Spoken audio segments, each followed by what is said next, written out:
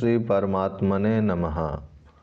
साधन सुधा सिंधु अध्याय अंतःकरण की शुद्धि का उपाय। ये राग द्वेष काम क्रोध आदि उत्पन्न और नष्ट होते हैं, आते और जाते हैं, परंतु आप उत्पन्न नष्ट होते हो और जाते आते हो क्या? नहीं। तो फिर ये राग द्वेष आदि दोष आपसे अलग हुए ना? अलग होने से ये आप में नहीं है, यह बात दृढ़ हुई। अतः दृढ़ता से यह विचार होना चाहिए कि ये मेरे में नहीं है। अगर ये आप में होते तो जब तक आप रहते तब तक ये भी रहते, और आप ना रहते तो ये भी ना रहते। परंतु आप तो रहते हो और ये नहीं रहते। ये आगंतुक हैं, आप आगंतुक थोड़े ही हैं। आपका भाव होनापन तो निरंतर रहता है।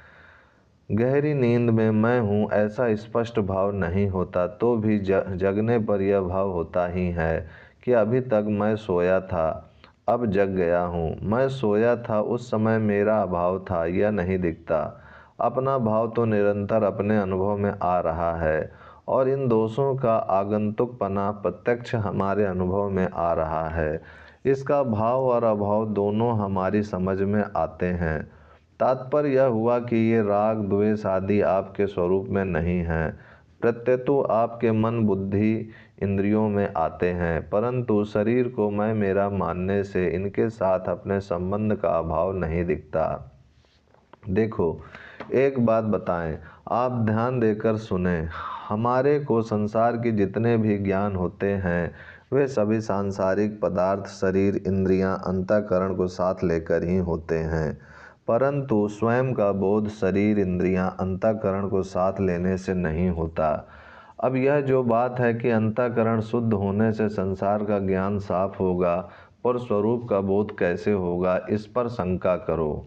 श्रोता, महाराज जी, अंतःकरण शुद्ध होने से अंतःकरण से संबंध विच्छेद हो जाएगा तो बोध अपने आप हो जाएगा। स्वामी जी, जड़ चेतन का, सत असत का, नित्य अनित्य का जो विवेक है, उस विवेक को महत्व न देने से ही बोध नहीं हो रहा। विवेक को महत्व देने से अविवेक मिट जाएगा और बोध हो जाएगा। वह विवेक आप में है और अभी है। उस विवेक को आपने प्रकाशित नहीं किया, उसको आपने उद्बुद्ध नहीं किया, उसको जागृत नहीं किया, उसका आदर नहीं किया, उसको महत्व नहीं दिया। यह गलती हुई। अंतःकरण शुद्ध होने से क्या हो जाएगा? शुद्ध होने से एक बात है कि इधर पारमार्थिक रुचि हो जाएगी और कुछ नहीं। एक बड़ी मार्मिक बात है, जिस तरफ साधक का ध्यान नहीं जाता। परमात्म तत्व का अथवा स्वरूप का बोध करण निरपेक्ष है, करण सापेक्ष नहीं है। इसलिए करण शुद्ध हो या अशुद्ध, उससे विमुख होने से वह बोध हो जाएगा। श्रोता, अंतःकरण शुद्ध हुए बिना उससे संबंध टूट सकता है क्या? स्वामी जी, वास्तव में तो संबंध है नहीं, पर संबंध मान लिया है। माना हुआ संबंध नहीं मानने से मिट जाएगा, इसमें शुद्धि अशुद्धि से क्या लेना देना। श्रोता, यह मान्यता बिना अंतःकरण शुद्ध हुए भी हो सकती है क्या? स्वामी जी, बिल्कुल हो सकती है। आपके भीतर यह भाव होना चाहिए कि मेरी मुक्ति हो जाए, मुझे बोध हो जाए, मेरा अंतःकरण शुद्ध हो जाए, उससे संबंध विच्छेद हो जाए। यह बात वास्तव में संबंध को दृढ़ करने वाला है। किसी को मिटाना चाहते हो तो मिटाने से पहले उसकी सत्ता मानते हो। अगर सत्ता नहीं मानते तो फिर मिटाते किसको हो? सत्ता मानते हो तभी तो आप संबंध विच्छेद करना चाहते हो। संबंध है, यह मान्यता होती है, तब उसको दूर करते हो। मैं कहता हूँ कि संबंध है ही नहीं। उस शास्त्रीय प्रणाली में और इस प्रणाली में यही खास फर्क है। जैसे वेदांत ग्रंथों में आता है कि अध्यारोप और अपवाद, इन दोनों से निष्प्रपंच का प्रपंच होता है, अर्थात परमात्मा का विवेचन होता है। तो मैं कहता हूँ कि जब अपवाद ही करना है तो अध्यारोप करो ही क्यों? श्रोता, मेरा प्रश्न यही उठ रहा है कि अंतःकरण की शुद्धि हुए बिना मान्यता बनती नहीं। स्वामी जी, मैं कहता हूँ कि बनती है। अंतःकरण को लेकर बनाओगे तो नहीं बनेगी। देखो, सनकादिकों ने जाकर ब्रह्मा जी से प्रश्न किया कि मन विषयों में फंसा हुआ है और विषय मन में बसे हुए हैं, तो फिर मन को विषयों से अलग कैसे करें? तो उत्तर दिया कि इन दोनों से ही संबंध विच्छेद कर दो। यही तो मैं कहता हूँ, इस साधन को क्यों नहीं पकड़ते आप? यह शास्त्र की बात है, मेरे घर की नहीं है। मेरे घर की इतनी ही बात है कि इसी को जोरों से पकड़ना चाहिए, दूसरे को नहीं। अध्यारोप करो, उसको रखो, फिर उसको दूर करो। क्यों आफत में फंसते हो? है ही नहीं हमारे में। इससे साधन की जल्दी सिद्धि होती है, इसलिए इसका आदर करो। यह प्रणाली मेरी नहीं है और ना किसी का ठेका है इस पर, यह तो सामान्य बात है। श्रोता: महाराज जी, जहाँ जिज्ञासा होती है, मान्यता होती है, वहीं पर हमारी भोगों में रुचि पैदा होती है। स्वामी जी: भोगों की रुचि है, सुख भोग की इच्छा है, यही घातक है। इसका आप त्याग नहीं करते, इसलिए संबंध विच्छेद की बात कठिन दिखती है। नहीं तो यह बहुत सुगम और बहुत सरल है। श्रोता: यह सुख भोग की इच्छा ही खास बीमारी है महाराज जी। स्वामी जी: खास बीमारी है तो इसको दूर करो। वास्तव में जब आपकी समझ में आ गई कि यह बीमारी है, तो बीमारी आपसे दूर हो गई। आँख में लगा हुआ अंजन आँख से नहीं दिखता। अंजन आँख से तब दिखता है जब वह आँख से दूर हो, उंगली पर लगा हो। श्रोता: स्वामी जी, दोष को जानते हुए भी और इसको दूर करना चाहते हुए भी यह दूर क्यों नहीं होता? स्वामी जी, जब तक सुख की इच्छा है तब तक वह दोष दूर नहीं होगा। जैसी सुख भोग की इच्छा है, वैसी त्याग की इच्छा नहीं है। सुख भोग की इच्छा ज़्यादा प्रबल है, उसकी अपेक्षा उसके त्याग की इच्छा बहुत कमज़ोर है। श्रोता: यह सही बात है महाराज जी, सुख भोग की रुचि ज़्यादा है। स्वामी जी: तो सुख भोग की रुचि को दूर करो, और उस रुचि को दूर करने में आपको अभ्यास करना पड़ेगा। अगर अभ्यास ना करके यह मेरे में है नहीं, इसको मान लो, तो बहुत जल्दी काम हो जाए। वास्तव में अंतःकरण की शुद्धि करने की अपेक्षा अंतःकरण से संबंध विच्छेद करो, तो यह बहुत जल्दी सिद्धि करने वाली बात है। संबंध विच्छेद करने से जो शुद्धि होगी, वह शुद्धि करने से नहीं होगी। बच्चा माँ की गोदी में रहता हुआ शुद्ध नहीं होता। माँ के मोह पूर्वक स्नेह में पला हुआ बालक निर्मोही नहीं हो सकता। बाप का मोह कम होता है तो बाप के पास रहने वाला बालक सुधरेगा। अध्यापक का मोह और कम होता है तो उसके पास रहने वाला बालक और ज़्यादा सुधरेगा।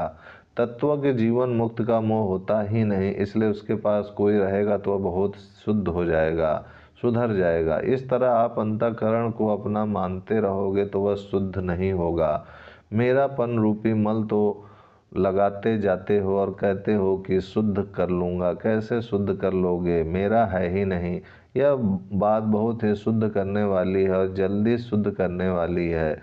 इसी बात को लेकर मेरी प्रणाली और तरह की दिखती है। वह दूसरी प्रणाली भी मेरी पड़ी हुई है और देखी हुई है, तथा यह प्रणाली भी देखी हुई है। उस प्रणाली में देरी लगती है, जल्दी सिद्धि नहीं होती। आप ही देख लो कि इतने वर्षों से सत्संग करते हैं, साधन करते हैं, पर वास्तविक सिद्धि कितनों को मिली? अशुद्धि को आदर देते हुए, अपने में मानते हुए उसको दूर करना चाहते हैं, इससे वह दूर होगी नहीं। वास्तव में आपके स्वरूप में यह है नहीं, अर्थात शरीर में स्थित रहता हुआ भी आपका स्वरूप शरीर में स्थित नहीं है, कर्ता और भोक्ता नहीं है। इस प्रकार सीधे स्वरूप को ही पकड़ने की मेरी प्रणाली है, यह कोई नई बात नहीं है। श्रोता: पर स्वामी जी, रामायण में तो ज्ञान को कठिन बताया गया है और आप कहते हैं कि सरल है। स्वामी जी, आप प्रमाण दोगे तो मैं चुप हो जाऊंगा, पर मैं मानूंगा थोड़े ही इस बात को। आप रामायण की बात कहोगे तो हृदय में गोस्वामी जी महाराज का आदर होने के कारण मैं चुप हो जाऊंगा, परंतु जो सरल है वह कठिन कैसे हो जाएगा? गोस्वामी जी महाराज ने इसको सरल कहा है। निर्गुण रूप सुलभ अति सगुन जान नहीं कोई, सुगम अगम नाना चरित सुनि मुनि मन भ्रम होई।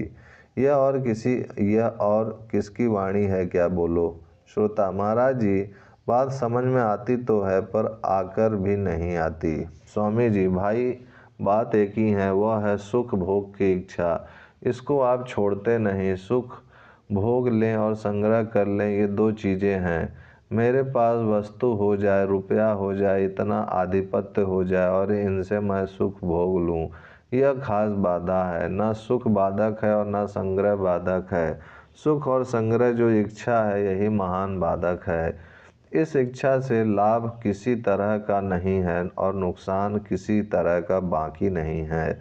नर्क 84 लाख योनियाँ, संताप, जलन, चिंता, भय, ये सब इस इच्छा में हैं। श्रोता, इस इच्छा को मिटाने के लिए क्या किया जाए? स्वामी जी, दूसरे का हित कैसे हो, दूसरे को सुख कैसे हो, दूसरे का सम्मान कैसे हो, दूसरे को आराम कैसे मिले, यह लगन लग जाए। जहाँ अपने सुख की इच्छा है, उस जगह दूसरे के सुख की इच्छा हो जाए। लगन लग जाए तो अपने सुख और संग्रह की इच्छा मिट जाएगी। मिटे तो कहना।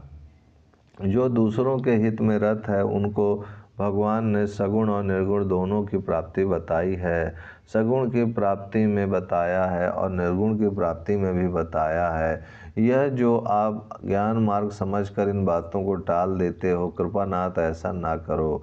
ज्ञान में, भक्ति में, कर्म योग में, सब में विवेक उपयोगी है।